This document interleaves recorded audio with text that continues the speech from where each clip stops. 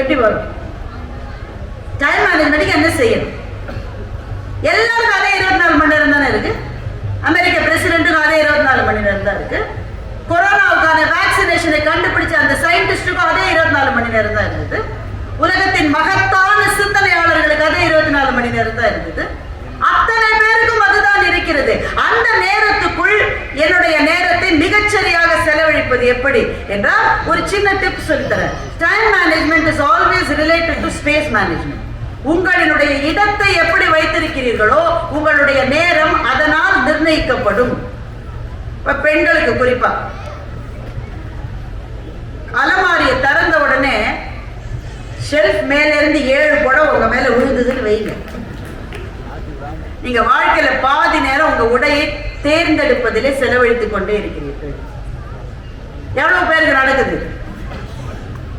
சல்வார் கிடைச்சா கமீஸ் கிடைக்காது, கமீஸ் கிடைச்சா சல்வார் கிடைக்காது, 2 கிடைச்சா துப்பட்டா கிடைக்காது. அந்த பையனுக்கு போன் வருது, போன் எடுக்கிறான். மச்சான் என்னடா ஆச்சு? துணிவு படத்துக்கு டிக்கெட் இருக்குடா, வந்துடுறேன். எப்போ வரணும்? 10 நிமிஷத்துக்குள்ள வந்து அவனுக்கு டிக்கெட். ஓடுறான் கீழே. அந்நேரம் பார்த்து அவனோட வண்டி அவன் தம்பி எடுத்துட்டு போயிட்டான். அப்போ உங்களுடைய நேரம் எப்படி எல்லாம் சிதறுகிறது என்பதற்கு உங்களுடைய இடத்தை நீங்கள் எப்படி வைத்துக் கொள்கிறீர்கள் என்பது ரொம்ப முக்கியமானது. பாண்டிச்சேரியில இருக்கிற அரவிந்த அன்னையினுடைய ஆசிரமத்துக்கு உங்களில் சில பேர் போயிருக்க கூடும். அரவிந்த அன்னை இதை திரும்ப திரும்ப சொல்லிட்டே இருப்பாங்க. ஒரு வீட்டுக்கு அவங்க போறாங்க, இவங்க வராங்கன்றதுனால அந்த வீட்டை சுத்தமாக வைத்திருக்காங்க. நம்ம எல்லாரும் செய்யறது தானே. யாராவது வராங்கன்னா கொஞ்சம் அப்படி மேலோட இருக்கிறதெல்லாம் சுத்தமா வச்சிருப்பான். ஏன்னா உள் ரூமுக்கு அவங்க வந்துட மாட்டாங்க. நமக்கு ஒரு துணிச்சல். நமக்கு சோஃபாலாம் தட்டி கொஞ்சம் அது பண்ணி அந்த அலமாரியில் எல்லாத்தையும் போட்டு மூடு. அரவிந்தானே அந்த வீட்டுக்குள்ள போகிறார்கள். போன உடனேயே அவங்களுக்கு ஒரு சமநிலையின்மை வருகிறது. ஒரு இம்பேலன்ஸ் சொல்ற ஒரு சமநிலையின்மை. இங்க ஏதோ சரியில்லை. மதர் எல்லாம் சரியா தான் இருக்கு. மதர் உட்காருங்க. நீங்க இங்க ஏதோ சரியில்லை, ஏதோ சரியில்லை. என்ன சரியில்லை? நேர போய் அந்த அலமாரியை திறந்தாங்க. அதுல அத்தனை திழிச்சு வச்சதெல்லாம் கீழே விழுந்து. அவங்க சொன்னாங்க, இது உயிர் இல்லாததுதான், ஆனால் அது என்னோடு ஒரு உரையாடலை நிகழ்த்தியது. என்னை போட்டு இப்படி அமுக்கி வச்சிருக்காங்க என்று அது என்னிடம் சொன்னது அப்படின்னு சொல்லிட்டு ஒன்று சொன்னாங்க. அதான் ரொம்ப முக்கியம். நீங்கள் பயன்படுத்துகிற மேஜையினுடைய இழுப்பறை இருக்கிறது அல்லவா? மேஜையினுடைய இழுப்பறை, அதை இழுத்து பாருங்கள். அது எப்படி இருக்கிறதோ உங்கள் மனதும் அப்படித்தான் இருக்கும் என்று சொல்ல. இந்த இழுப்பறையை கரெக்டா எடுத்து உங்களுக்கு வேணுங்கிற ஒரு பேனாவையோ ஒரு டோக்கனையோ ஒரு இதையோ கரெக்டா நீங்க கண்டுபிடிச்சிட்டீங்கன்னா உங்க மனதும் அதே போல சுத்தமாக இருக்கிறது என்று பொருள்.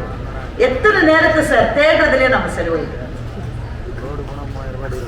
பல ஆண்கள் மேல இருந்து கீழே மட்டும் வந்துடும். எடுத்துட்டு போக வேண்டியது 4 பொருள் தான். Cellphone, office ID card, purse, scooter. Sir 4 கரெக்டா ஒரு ஆள் எடுத்துட்டு கீழே போயிட்டாருன்னா நோபல் பரிசு கொடுக்கும். கீழே போய் போன் பண்ணுவாரு, பர்ஸ் அங்கதான் வச்சுட்டேன் பாரு. அந்த அம்மா மேலேந்து போடும், அவர் தலையில உழணுன்ற மாதிரி போடும். நாம தேடுகிறோம் ஒன்றை என்கிற போது நம்முடைய நேரம் அங்கே கரைந்து ஓடுகிறது. ஜே சில குறிப்புகளில் சுந்தர ராமசாமி எழுதுகிறார், நவீன இலக்கியத்தை நோக்கி பயணம் செய்ய உங்களில் யார் யார் விரும்புகிறீர்களோ, பல பேர் என்கிட்ட கேட்பாங்க, நாங்க படிச்சுட்டு தான் இருக்கோம், ஆனா நவீன இலக்கியம் என்பதுல கால் வைக்கிறதுக்கு கொஞ்சம் எங்களுக்கு தடுமாற்றம் இருக்கிறது, எதை முதல்ல படிக்கலாம் என்பவர்களுக்கு நான் பரிந்துரை செய்கிற முதல் புத்தகம் அதுதான். ஜே சில குறிப்புகள், சுந்தர ராமசாமி எழுதினார். ஜே என்று எழுத்தாளனை பற்றிய புத்தகம் அது. அதுல ஜே சொல்லுகிறார், எனக்கு முன்னே உட்கார்ந்து இருக்கிற ஒருவர் கை மறதியாக வைத்துவிட்ட ஒரு பொருளை தேட ஆரம்பிக்கிற போது அந்த இடத்திலிருந்து நான் நீங்கி சென்று விடுவேன் என்று ஜே சொல்லுகிறார். நீங்க போய் உங்களே நீங்கள் யோசித்து பாருங்கள், எவ்வளவு பொருட்களை ஒரு நாளைக்கு தேடுகிறீர்கள். கடுகு டப்பா இங்கதான் வச்சேன், சாக்ஸ்ல 2ல் 1 தான் இருக்கு, இன்னொன்னு காணும். எத்தனை பொருட்களை தேடுகிறோம். and how many things we miss. இந்த பேமெண்ட் அன்னைக்கு செஞ்சிருக்கணும், அதை மறந்துட்டேன். முன்னாடியே வண்டிக்கு பெட்ரோல் போட்டுக்கணும், அதை மறந்துட்டேன். இப்படி போகிற நேரம். ஆனா இந்த நேரத்தை நான் தான் எல்லாம் செலவழித்தேன் வீணாக என்று ஒரு நாளும் நாம் ஒத்துக்கொள்ள மாட்டோம். வெற்றியாளர்கள் என்ன செய்வார்கள் என்றால், இது என்னுடைய தவறு என்று ஒத்துக்கொள்வார்.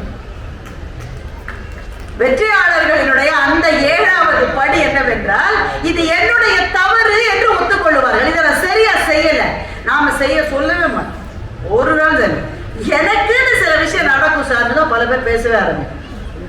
சார் எனக்குன்னு நடக்கும் சார், எனக்குன்னே நடக்கும் சார். பாருங்களேன், பைக் ஒர்க் பண்ணல, எவ்வளவு உதச்சு ஒர்க் பண்ணல. நான் ஒரு ஆட்டோவை பிடிச்சி பைக்கை ஆட்டோவில் போட்டு மெக்கானிக்கிட்ட கொண்டு போனேன். மெக்கானிக் கேட்டார், என்ன நிறைய வண்டி இருக்கு பார்க்க முடியாது, இதை சொல்லாத மெக்கானிக் இந்தியாவிலே இருக்க முடியாது. ஒரு வண்டி இருக்காது அவருக்கு, இருந்தாலும் சொல்ற நிறைய இருக்கு. என்ன ஸ்டார்ட் ஆகலைங்க, இறக்கு கீழே, என்ன இல்லை ஸ்டார்ட் ஆகல, உதச்ச உடனே ஸ்டார்ட் ஆகும். வீட்டில் 9000 தடவை உதச்சு ஸ்டார்ட் ஆயிருக்கு. அது ஒரு பொது ரூல். அது மிக்சி வேலை செய்யல, செல்போன் வேலை செய்யல, என்ன வேலை செய்யலனாலும் நாம செய்வது வேலையே செய்யாது. அதற்கான ஒரு எலக்ட்ரீஷியனையோ பிளம்பரையோ கூட்டா சரியா வேலை செய்யும். அவர் கிளம்பி போனோட திரும்ப வேலை செய்யும். So this is called Murphy's law அப்படின்னு ஒரு இதுவே திட்டமே இருக்கு. ஒரு பிரெட்ல நீங்க வெண்ணெயை தடவி விட்டு அதை கை நழுவ விட்டீங்கன்னா எப்போதுமே வெண்ணெய் இருக்கிற பக்கம் தரையில் தான் விழுவே தவிர இன்னொரு பக்கம் தரையில் விழவே விழாது என்று ஒரு விதியே இருக்கிறது. இது அறிவியல் பூர்வமான விதி அல்ல, இது ஒரு தமாஷான விதி. அப்போ நாம மற்றதை கூட சொல்றோம். எனக்கு இப்படி நடக்கும் சார், நான் போவேன் பாருங்களேன், எனக்கு முன்னாடியோடு கவுண்டர் க்ளோஸ் பண்ணிட்டோம் சார். என் மட்டும் வரும் சார், எனக்கு முன்னாடி இருக்கிறவனோட க்ளோஸ் பண்ணிடுவாங்க. இப்படி பழி சொல்லுவது, எனக்கு நேருகிற எல்லாவற்றுக்கும் எல்லாரும் சதி செய்து இதை செய்து விட்டார்கள் என்று பழியை மற்றவர்கள் முன்னால் சொல்லுவதை வெற்றியாளர்கள் ஒரு நாளும் செய்ய மாட்டார்கள். Taking the blame on yourself, என்னுடைய தவறு இது, நான் தான் இன்னும் சரியா இருக்கணும் என்ற போது, ஒரு சிற்பி ஒரு சிலையை எப்படி செதுக்குகிறான் என்று எப்போதாவது நீங்கள் யோசித்து பார்த்திருக்கிறீர்களா? சிற்பி எப்படி செதுக்குகிறான்? ஒரு ஓவியனுக்கும் ஒரு சிற்பிக்கும் இருக்கிற வேறுபாடு என்ன? ஒரு ஓவியன் உருவாக்குகிறான், வரைகிறான், இங்க வாசல்ல கோலம் போடுறான் மதி. ஆனால் சிற்பி உருவாக்குவதில்லை, தேவையற்றவற்றை நீக்குகிறான். அவன் முன்னால் இருப்பது ஒரு கல் தான். அந்த கல்லில் இருந்து அந்த சிற்பம் எப்படி வருகிறது என்றால், தேவையற்றவற்றை நீக்க நீக்க நீக்க அந்த சிற்பம் உயிர் பெற்று உங்கள் முன்னே நிற்கிறது. நம்முடைய நேரம் என்பது அப்படிப்பட்டதுதான். தேவையற்ற செய்கைகளை நீங்கள் நீக்க நீக்க நீக்க அதே 24 மணி நேரத்தில் உங்களால் இன்னும் பல சாதனைகளை செய்ய முடியும். ஒவ்வொரு இரவும் படுக்கிற போது அந்த கடைசியில் கண் இழுத்து அந்த தூக்கம் வருவதற்கு முன்னால், இன்னைக்கு நினைச்சதுல கிட்டத்தட்ட எல்லாத்தையும் செஞ்சுட்டேன் என்ற ஒரு அரை சிரிப்போடு தூங்க போகிறவன் தான் அடுத்த நாளில் வெற்றியாளராக எழுந்திருக்க முடியும். ஒரு லிஸ்ட் போடுறதால காலையில் எழுந்த உடனே அதை செய்யணும், 10 இருக்கும், 10ல் 1 கூட செஞ்சிருக்க, 1 கூட செஞ்சிருக்க. இது யாருடைய தவறும் அல்ல, என்னுடைய தவறு. நாளைக்கு இந்த நாள் இன்னும் புதிதாக இருக்கும் என்று நினைக்கிறவன் வெற்றியாளர். அதற்கும் அடுத்த படி, ரொம்ப முக்கியமான படி.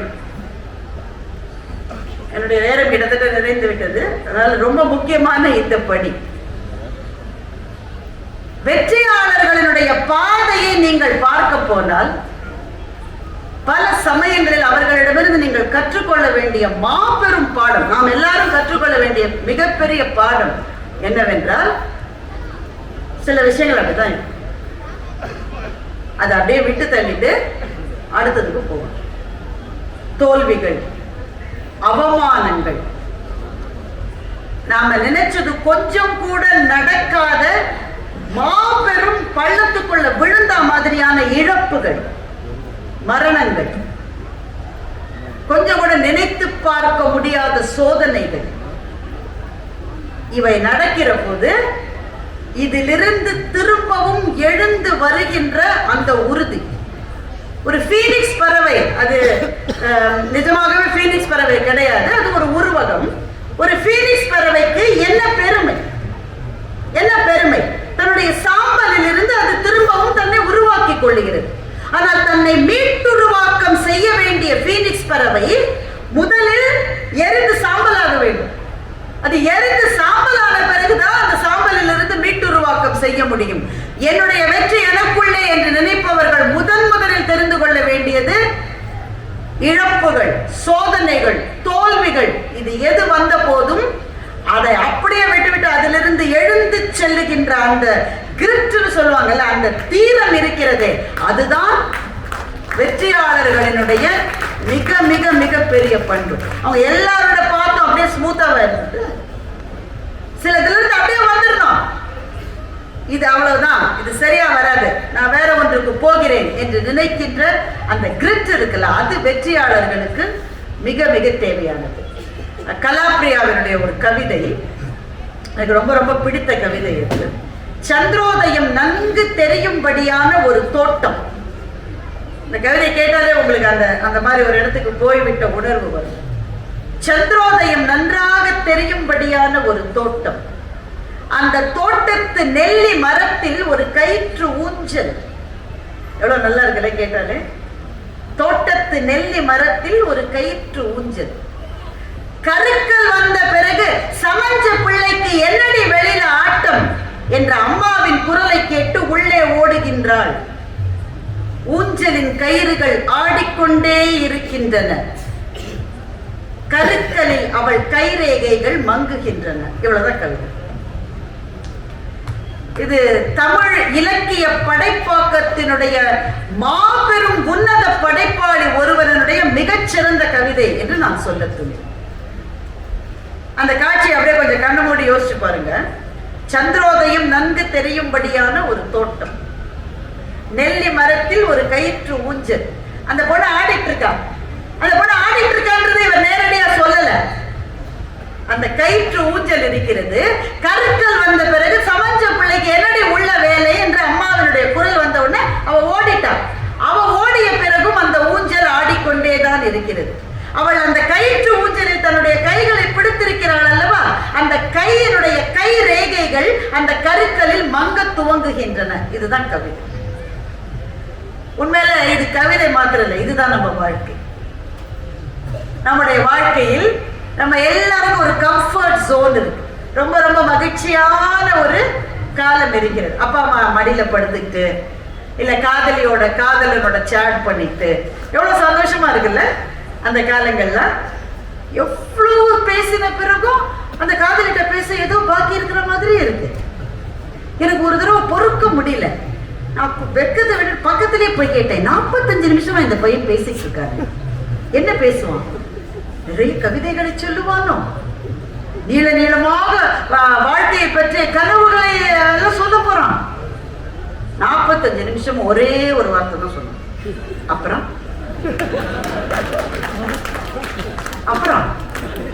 நீ சொல்லுடா, நீ சொல்லுடா, யாராவது ஒருத்தர் சீக்கிரம் சொல்லி தொலைங்க பாரு. ஒன்றுமே ஸ்வீட் நத்திங்ஸ். 45 நிமிஷமா. ஆனா அந்த 45 நிமிஷம் சொல்லு வெக்கத்தறி முடியாம போனை வச்ச பிறகும் சொல்லுவதற்கு மீதம் இருக்கிறது அல்லவா, அதுதான் காதல். இப்ப இப்படி ஒரு கட்டம் எல்லாருடைய வாழ்க்கையில இருந்திருக்கும் தானே. அம்மாவோட மடியில படுத்துக்கிட்டு, பொம்பளை பிள்ளைகளுக்கு ரொம்ப நல்லா தெரியும், அம்மா வந்து தலை வருவாங்க. தலைவாடுற போது ரொம்ப, இப்ப தலைவாடுறதும் முடிய பல பிள்ளைகளுக்கு இல்ல, இருந்தாலும் அம்மா தலைவாடுற போது அது என்ன சுகமா இருக்குல்ல. அது அம்மா மருதாணி வைக்கிற போது நல்லா இருக்கு. அப்பா சில சமயம் என்னடா கண்ணு ஸ்போர்ட்ஸுக்கு போயிட்டு வந்தேன் இன்னைக்கு, இந்த பையன் சொல்றான், அப்பா நான் இன்னைக்கு கிரிக்கெட் கிரவுண்ட்ல நின்று காலே வலிக்குதுப்பா, நான் வேணா உன் காலை பிடிச்சி விட்டுட்டேன். அப்பா அந்த சின்ன குழந்தையினுடைய பிஞ்சு பாதங்களை பிடித்து விடுகிறேன். அம்மா அந்த சோத்தை குழைச்சு வாயில ஒரு வாய் போயிட்டு ஒரு வாய்டா கண்ணு. இந்த காலங்கள் ரொம்ப நல்லா இருக்கு தானே. அப்ப அந்த காலங்களே நாம ஏன் இல்லை, ஏன் அதை விட்டு வெளில வரும்? காதல் ரொம்ப நல்லா இருக்கு. ஆனா ஒரு பருவத்துல அடுத்தது பிள்ளைகளை மடியில் வைத்துக் கொள்வது சுகமாக இருக்கிறது. ஆனால் பிள்ளைகள் வளர்ந்த பிறகு மடியில வைத்துக் கொண்டால் மடி வலிக்கிறது. இறங்குடா வலிக்குதுடா சொல்ல வேண்டி இருக்கிறது. எவ்வளவு நேரம் மேலே உட்காந்து இறங்குடா தடிமாடு இறங்கு. இந்த பிள்ளைங்க தான் அவன் கொஞ்சம் நான் மடியிலே உட்காருடா கண்ணா கீழே இறங்காதுற. அப்போ வாழ்க்கையை புரிந்து கொள்வது ஒன்று. மிக மிக மிக சுவையான காலகட்டங்கள் உண்டு. ஆனா எழுந்து நடக்கிறவர்கள் தான் அடுத்த கட்டத்துக்கு போக முடியும். அப்போ சுகம் மாத்திரம் அல்ல, சுமையான காலகட்டங்கள் இருந்தாலும் இது போதும் என்ற அடுத்த கட்டத்துக்கு போகிறவன் தான் வெற்றியாளராக இருக்கின்றான். சுகமோ சுமையோ எதுவும் நிரந்தரமானது அல்ல.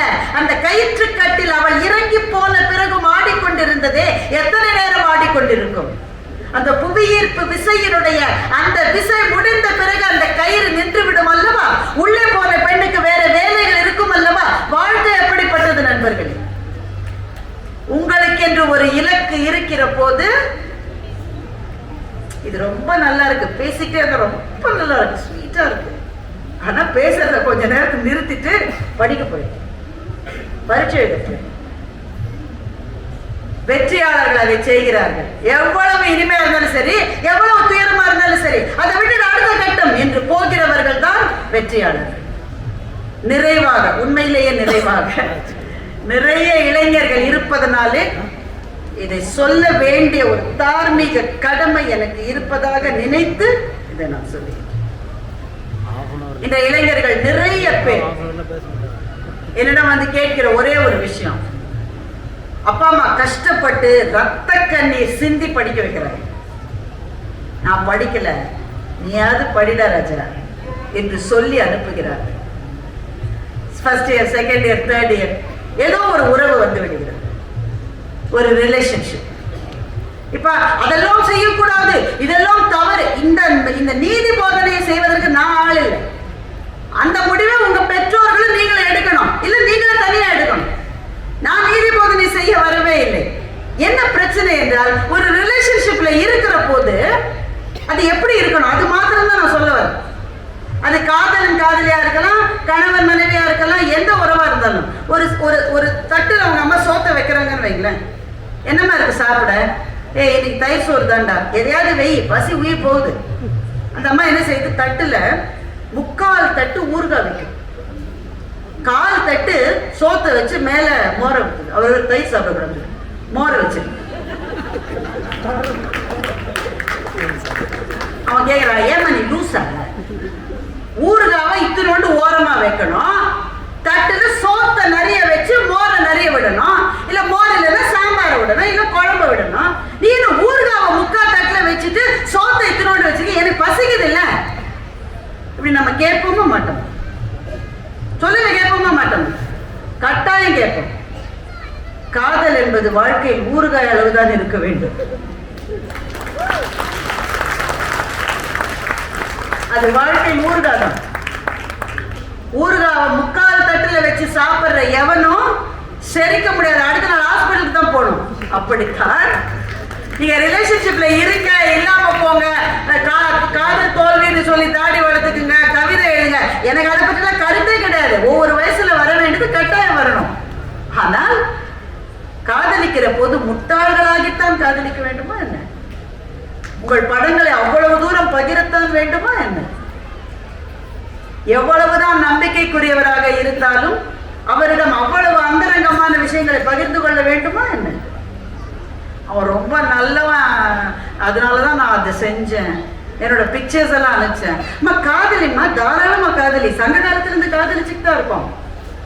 ஆனா கொஞ்சம் முட்டாளா இல்லாம காதலிக்கலாம் தானே, கொஞ்சம் புத்திசாலித்தனோட அதை செய்யலாம் தானே.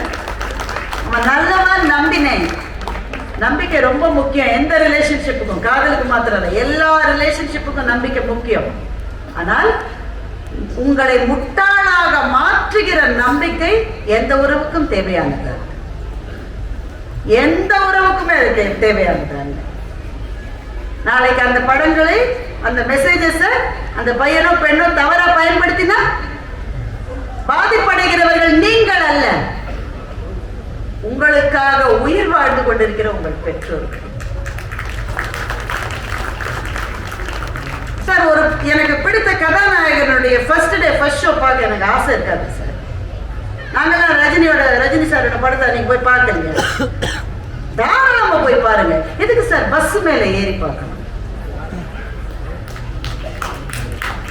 எனக்கு புரியல. தயவு செஞ்சு நான் கேள்வி கேட்கறது தப்பா நினைக்காதீங்க, எனக்கு புரியல, அதனால நான் கேட்கிறேன். கொண்டாட்டங்கள் தேவை. ஆனா ஒரு எச்சரிக்கை இருக்கணும்ல. ஏனென்றால் தம்பி, உன்னுடைய வாழ்க்கை இன்னும் 70 வருஷம் நீ வாழ்ந்திருக்கணும்டா. இன்னும் 70 வருஷம் நீ வாழ்ந்திருக்கணும். உன்னை பற்றி பேசுகிறவர்கள், அது நானா இருக்கட்டும், மீடியாவா இருக்கட்டும், 2 நாள் தான் பேசுவான். 3வது நாள் வேற ஒரு செய்தி வந்தா நாங்க அங்க போயிடுவோம்டா தம்பி. ஆனா உன்னோட அப்பா அம்மா இன்னும் 60 வருஷம் மறக்க முடியாம வாழ்வாங்கடா. ஒவ்வொரு நாள் ராத்திரி அழுவாங்கடா.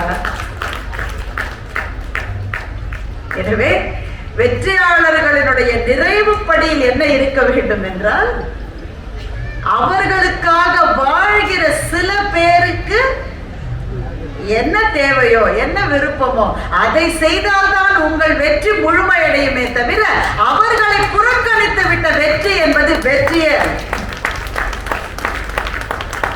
வெற்றி படையின் உச்சாணி கொம்பல போயிட்ட, எனக்கு கீழே எவனுமே இல்லை.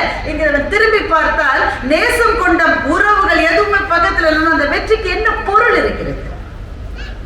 அப்போ என் மீது உயிரையே வைத்திருக்கிற அப்பாவா இருக்கலாம், அம்மாவா இருக்கலாம், மனைவியா இருக்கலாம், பிள்ளையா இருக்கலாம், அண்ணாவா இருக்கலாம், தங்கையா இருக்கலாம், தம்பியா இருக்கலாம், யாரோ ஒருத்தர் எனக்காக துடிக்கிற ஒரு இதயம் இருக்கிறது அல்லவா?